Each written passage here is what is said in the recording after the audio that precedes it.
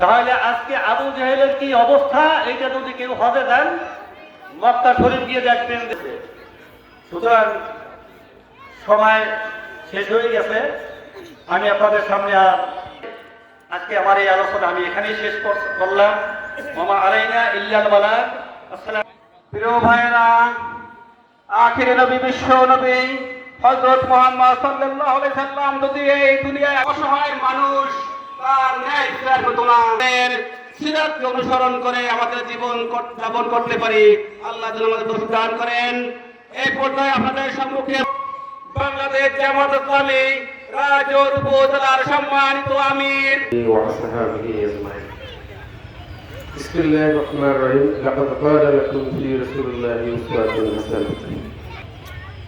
আলোচনা সম্মানিত সভাপতি, সম্মানিত প্রধান অতিথি, বিশিষ্ট শিক্ষাবিদ অধ্যক্ষ হুমায়ুন কবির, সম্মানিত বিশেষ অতিথি শেখ মোহাম্মদ মোশাররফ ভাই, আজকে নেতৃবৃন্দ, সামনে দিন প্রিয়, তাওহীদ প্রিয় এবং এলাকাবাসী ভালো আছেন?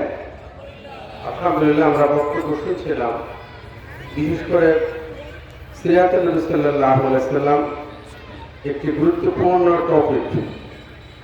বাংলাদেশে এই রবিউল মাস এই বিষয়টির উপরে আলোচনা চলছে পুরা মার্কেট, এবং তিনি একজন ইমাম এবং তিনি ভালো নামাজ পড়তেন, তার মুখে দাড়ি আছে, তিনি মাথায় টুপি পড়েছেন।